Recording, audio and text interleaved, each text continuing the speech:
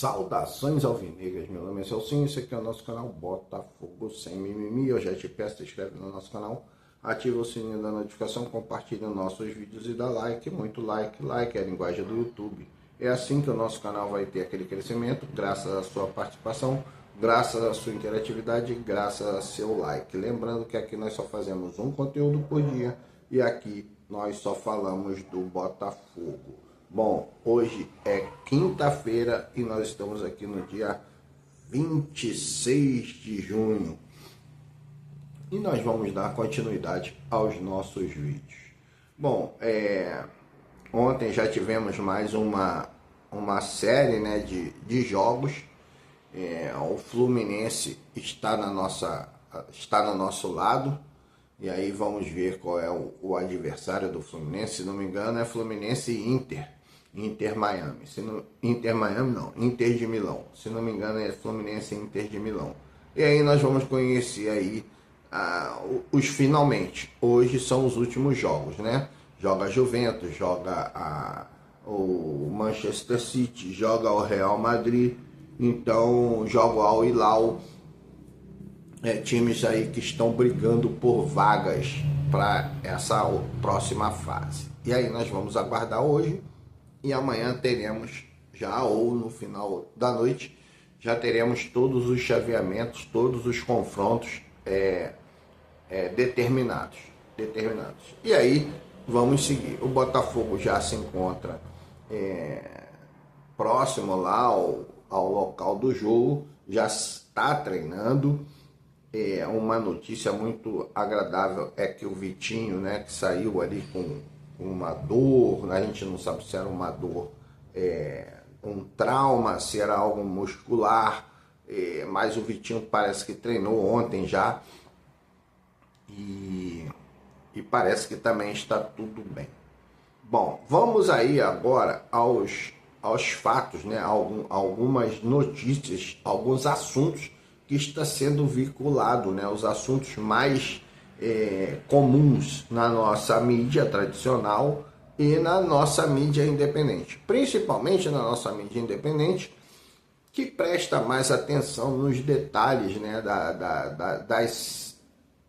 dos assuntos, né, que vão rondando ali o ambiente do Botafogo. E o assunto que eu vejo que é o mais discutido, que é o mais abordado nas lives, nos vídeos, nos comentários na TV tradicional, em todo lugar que eu vejo, o assunto mais discutido, mais abordado, é a questão da possível escalação do Botafogo. Por que eles estão questionando isso? Por que eles estão abordando esse assunto? Por que eles estão conversando? Por que eles estão ali comentando a respeito disso? Bom, todo esse problema ou todo esse contexto se dá pelo fato do Gregore ter levado o terceiro cartão. Você sabe que o Gregore é uma peça de segurança, é uma peça importantíssima, né? Uma peça importantíssima no setor defensivo do Botafogo, no setor de meio campo do Botafogo, no início da jogada do Botafogo, das jogadas, né, das saídas de bola. O Gregore é uma peça importantíssima e é uma peça de difícil reposição. Mas nesse caso em si nós temos o Alan, que vinha sendo utilizado um pouco mais à frente, mas que na realidade oferece uma boa prestação de serviço nesta função de primeiro volante. Então ali o substituto natural é o Alan, desculpa. É o Alan. Um outro fator também que nós temos que levar em consideração seria o substituto do Alan. Porque o Alan, na realidade, ele faz uma composição ali que é a modo de atuar que o Renato Paiva adotou, mas veja bem que isso é importante saber. Ele adotou essa forma de jogar em virtude dos adversários. Então, toda a escalação está sendo feita em virtude dos adversários. Então, o Alan, ele foi ali alçado, né, à condição de titular. O mais utilizado ali era o Cuiabano, até o Cuiabano sofrer ali um desgaste muscular e que precisou ser substituído. E o substituto foi o Alan. E foi feito isso justamente nos principais jogos do Botafogo, né? Nos jogos mais importantes, digamos assim, que foi contra o Paris Saint-Germain e contra o Atlético de Madrid. O Alan se saiu muito bem, principalmente contra o Paris Saint-Germain. Se saiu muito bem. Foi um dos melhores em campo, se não o melhor, o Alan. Então nós temos esse jogador. Mas o substituto para fazer a parte que o Alan fazia.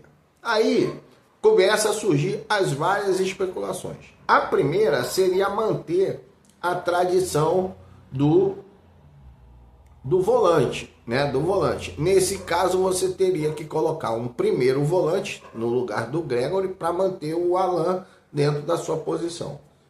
Aí o que nós temos? Nós temos o Nilton, que é o que vem entrando. Nós temos o Danilo Barbosa e nós temos o Caio Pantaleão, Caio Fernando, que agora é chamado assim, Caio Fernando. Nós temos 3 jogadores ali que poderiam ser utilizados ali no início da partida, para manter o padrão das outras 2 partidas. Confesso a você que essa não é a minha opção, tá? E quanto à minha opção também, eu não tenho uma certeza absoluta, ok? Eu não tenho uma certeza absoluta. Eu tenho a minha escalação e tenho uma variação, que eu vou depois passar para você e vou explicar por quê. Bom, aí qual a justificativa para se colocar o Nilton? Eu inclusive comentei isso quando ele colocou o Nilton no jogo contra o Paris Saint-Germain, mas ali já foi no final do jogo. Então, o que eu comentei ali? O Nilton, qual a percepção? Cara, estatura. O Nilton é um jogador de uma boa estatura e velocidade. O Nilton é um jogador fino, é um jogador que tem uma mobilidade para chegar nas coberturas. Então, esse seria o detalhe. Vai cair um pouco na questão de controle, de saída de bola. Não é um jogador tão seguro, até porque não tem participação efetiva e constante, né? Ele é um reserva. O Nilton é um reserva. Você se lembra que eu falei sobre os jogadores, os titulares, o gerenciamento e os reservas. O Nilton, você lembra que entrou ali no meu grupo dos reservas. Ali, no limite, entre o reserva e o de gerenciamento. Ele está ali no limite, entre reserva e gerenciamento. Mas ele tem tido a preferência do Renato Paiva. O Renato Paiva tem dado boas oportunidades ao Nilton e ele não tem decepcionado, não. Não é esse o caso, não tem decepcionado. Mas essa questão é para o momento de ganhar estatura e ganhar velocidade. Aí o pessoal que está falando usa a justificativa das bolas aéreas do Palmeiras. Eu não gosto de falar do time adversário, você sabe. Mas nesse caso eu preciso contextualizar. Vamos lá. Se você observar os jogos do Palmeiras, realmente o Palmeiras joga muitas bolas aéreas. E eu já falei sobre isso. Falei inclusive que o Abel é o treinador que utiliza-se melhor desse tipo de jogada. É o treinador que eu vejo que melhor se utiliza disso. Mas eu falei também para vocês sobre a regra dos 30 minutos.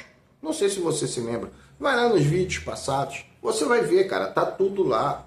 Entendeu? Você vai entender, você vai ver coerência naquilo que se fala. O que é a regra dos 30 minutos? Bom, é minha visão de jogo.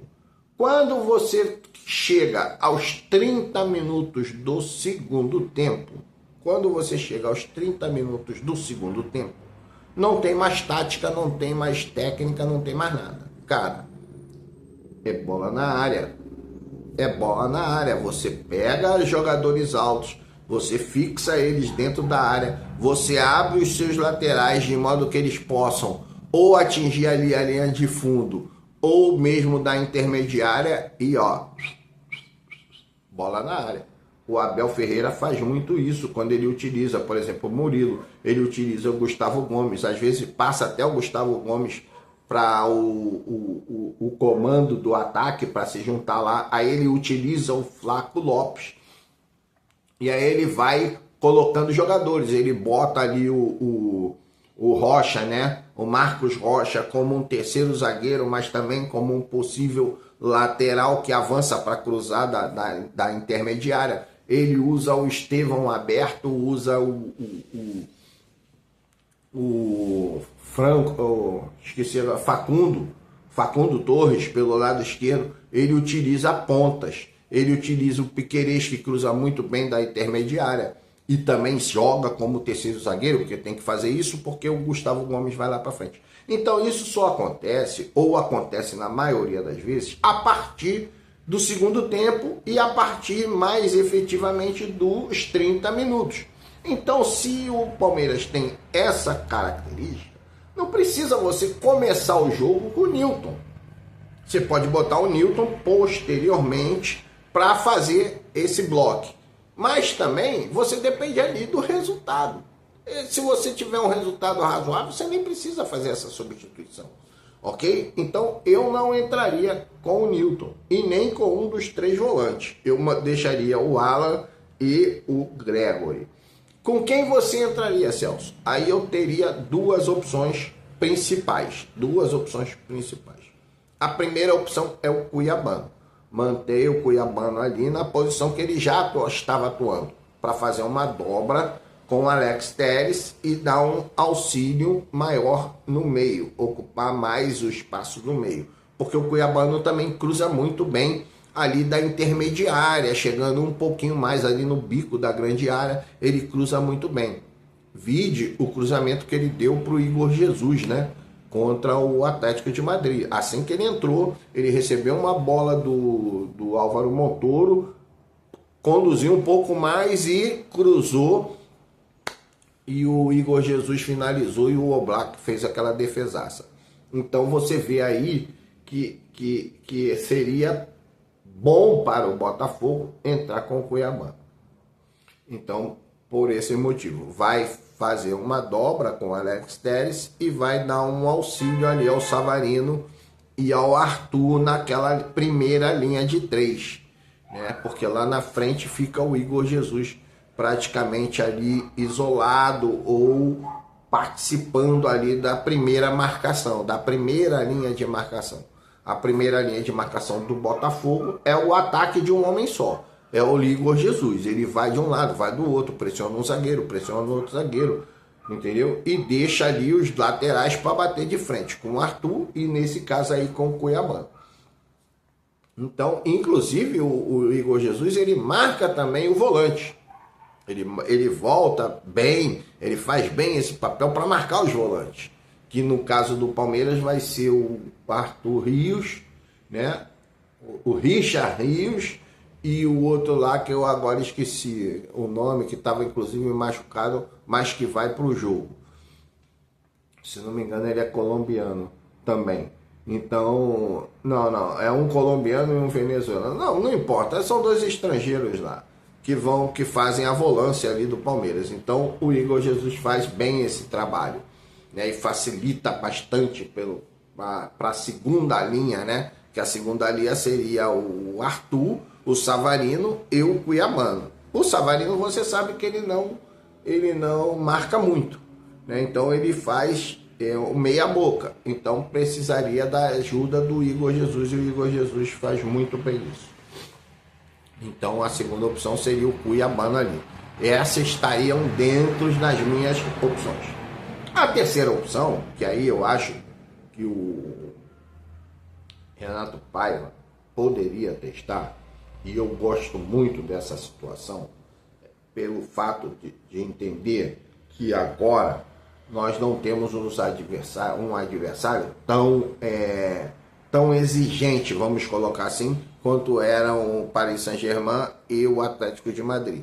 Não é um adversário tão exigente. Então seria o menino, o Álvaro Montoro. Eu gostei muito do Álvaro Montoro.